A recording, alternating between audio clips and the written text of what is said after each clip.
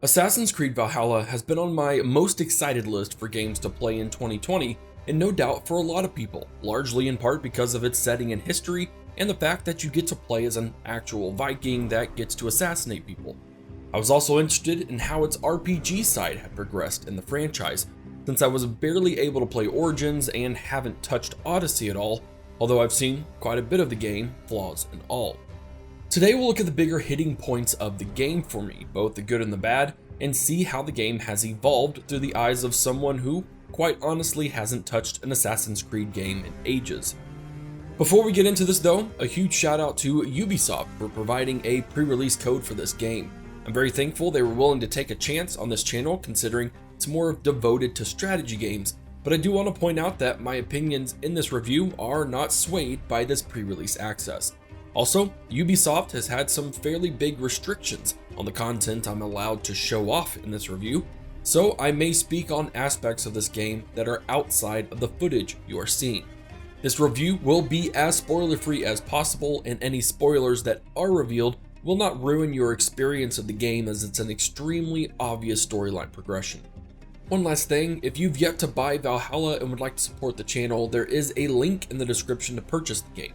It is always appreciated, but obviously never ever a requirement. With that jumble out of the way, let's dive into Assassin's Creed Valhalla. As mentioned in the intro, the time period of Valhalla is one of the more exciting pieces that drew me into the game from the start. Taking place in 873 AD, the countries of Norway and England are both in a time of war and chaos. Rival clans in Norway are duking it out in blood feuds that have spanned multiple generations, although there is hope that all can unite under a single man. England is seeing one of its most historically iconic cultural clashes, as the Danes are pushing their foothold on the island after the second great Viking invasion by the sons of Ragnar Lothbrok, where Alfred the Great seeks to push them out permanently. This backdrop is perfect for any genre of media that is looking for some constant tension, which means it's a fantastic place for a game that's focused on more RPG style combat and mechanics. More on that in a bit. What this clash of cultures and tension also favors is creating a lot of easily sustainable content for the game. Sailing the thin fingers of the fjords in Norway against the sheer cliffs of stone and ice gives you a cold, awe-inspiring scale of just how small you are, while providing plenty of chances to scale them for those who are seeking to 100% the game by collecting all of the things. England is much more green and full of life, with marshes hiding their own little secrets and hideouts that give way to the mountainous north or the rolling hills of the south, where Roman ruins show the strength and reach of an old empire that these people, even hundreds of years later, cannot fully fill the shoes of. Having seen the scale of Assassin's Creed Odyssey, I'm not terribly sure that Valhalla has quite the map size of its predecessor. However, the range of landscapes, cultures, and the period of the conflict make it a far more interesting map to explore than anything I've watched in the previous Assassin's Creed games, and that goes a long ways for this one. The last big plus for this backdrop is the music. Music in general is a pretty huge factor in games that many may not truly realize. Yet especially in a game taking place during this time period, there is some amazing music that Ubisoft really dug into, and it does just a superb job of selling the parts of the world that you're in.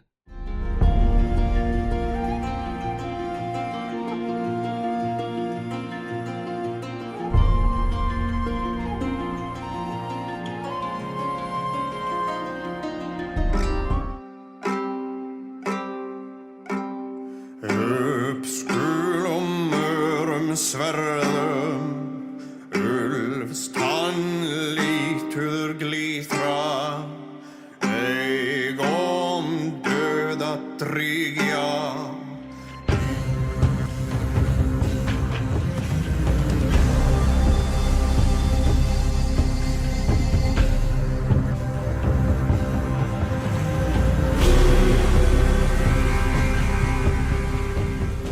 Big fan of this type of music anyways, so it never bugged me to just zoom around in my Viking ship listening to the different songs like a 9th century Grand Theft Auto game.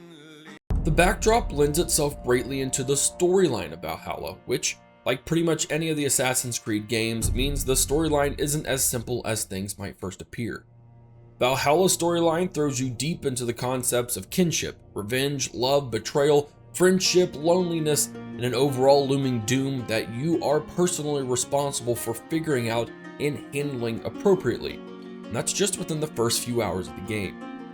These will only get more convoluted as you play, where you'll need to figure out who to trust, whose trust to gain, when certain types of actions will lend to helping you progress the story, or actions that might cause some setbacks. I'll leave it at this spoiler-free summary. Your actions hold some pretty definite weight to the characters around you. A few hasty assumptions or quick reward actions could burn you further down the line. And it's this idea of weighted options that drove me to push some issues and quests further than I would have in other games of the genre.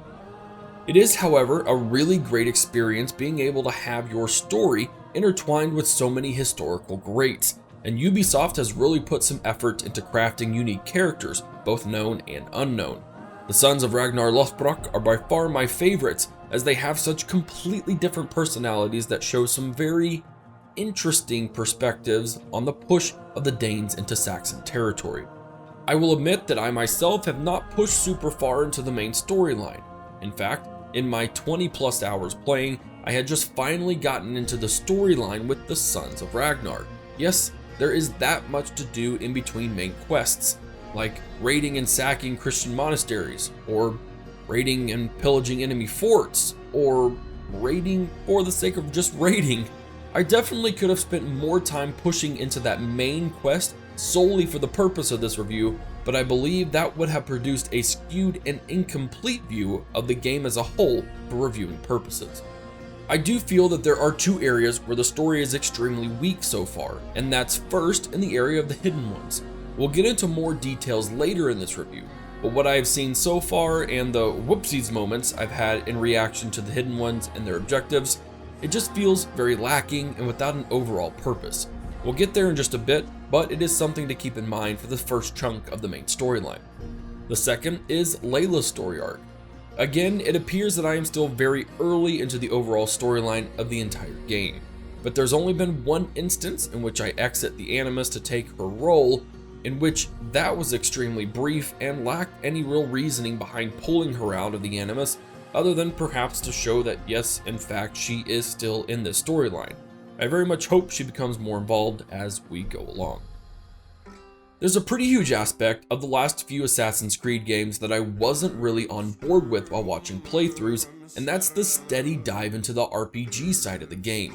Having played several of the franchise before this RPG style design was implemented, I was pretty turned off by it and really didn't seem like it belonged in an Assassin's Creed game. Well, I still very strongly believe this side of the game doesn't belong, but damn if it isn't a heck of a lot of fun. There's an incredible amount of things to do in this game, and it plays to a depth of RPG I wasn't expecting, and it fits extremely well into Viking style gameplay. Character customization in this game is a fun little puzzle to play with, and it has a lot of features.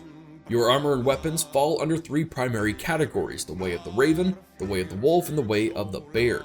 Each of these three ways comes with their own benefits across all armor and weapons, be it buffs to attack, speed, health regen, even buffing armor as you lose health, among others like unique combo attacks as you dual wield axes, or yes, even dual wield shields, as weird of an experience that might be. You can easily mix and match to suit your playstyle or just to give off a certain look. As you upgrade your weapons and armor, certain pieces open slots for runes, which further buff certain stats of your character. The materials to upgrade are pretty simple and easy to acquire throughout your time playing, and I had very little issues boosting all of my armor and weapons into the game. At first it bugged me, but then I just had fun with it and realized this isn't some hardcore RPG type of game for me. That being said, for those who love to min-max every game and in-game situation, the skills tree is an expansive, interconnected web of upgrades that is honestly on par to something like Paths of Exile. You progress through patches of upgrades that follow each of the ways I just talked about, with crossovers being inevitable.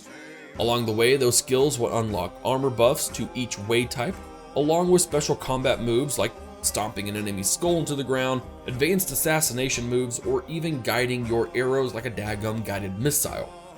The best part about this skill tree, at any point in the game, at no cost to you at all, you can reset the entire skill tree. This ability allows you to completely switch combat styles mid-game based on the pieces of, legendary armor or weapons you've acquired, or simply to re-roll if you get bored of a certain way of playing. Of course, we go deeper into the customization with the addition of tattoos. Yes, you can add tattoos and become the Post Malone of the Viking era in Valhalla, and it's fantastic. You can unlock tattoos via a fun little game of Chase the Paper Through the Village, which is a Assassin's Creed classic, or later in the game through trading. All you gotta do then is find a tattoo parlor and go to town on your own body. If you're concerned that you won't be able to show off said tattoos in the game, no worries there at all. Nearly every piece of your armor and weapons can be visibly toggled on or off, while still keeping the armor stats. So you could indeed run around in just your underwear just to show off your tattoos. It's definitely worth it. The culmination of all of these factors really lends fun and ever-evolving encounters in Valhalla's combat and general RPG-style world exploration. As you progress into the story, you'll meet new types of warriors with their unique approaches to take them down. The weaknesses system with the bow allows you to hit weak spots and open up death blows and sets you up for some serious damage dealing. And I can't help but see a possible Easter egg to the Elder Scrolls, as most guards have their weak point at the knees, giving you ample time to put an arrow through them to take them down. While it took me a decent while to nail down the keyboard in regards to combat, fighting amongst the chaos of Viking raids or fort attacks, picking off soldiers, sniping with my bow, even the epic and disgusting final blows, all create an extremely Hollywood-style Viking battle system that brought about an almost excitement to some tense situations in the thick of battle that just wasn't parrying and counter-striking all the time like I feel like most Assassin's Creed games have been. Valhalla's gameplay very much appeals to the Berserker offensive tank style of combat, and I love it so far. Valhalla's great implementation of deep RPG style mechanics do leave a pretty big question for the game that has bugged me since the very beginning of my playthrough. Is this really an Assassin's Creed game? First, I will say there are things going for it in this area. The implementation of the settlement is a perfect step up from Assassin's Creed 2 that I absolutely love in this game. The ability to level up your settlement, adding traders and armory, stables, and various village life is sorely missed and honestly helps the RPG style of the game, as you can upgrade and customize your own raiding crew that can also be leased out to other players. The implementation of the classic Assassin's Blade is back, if used a bit differently with Eivor. The blade is a quintessential aspect of the entire franchise, and with this start date being so close to the very first game, it's made a fitting comeback. But I can't help but see that the hidden ones are more of a secondary aspect to this game.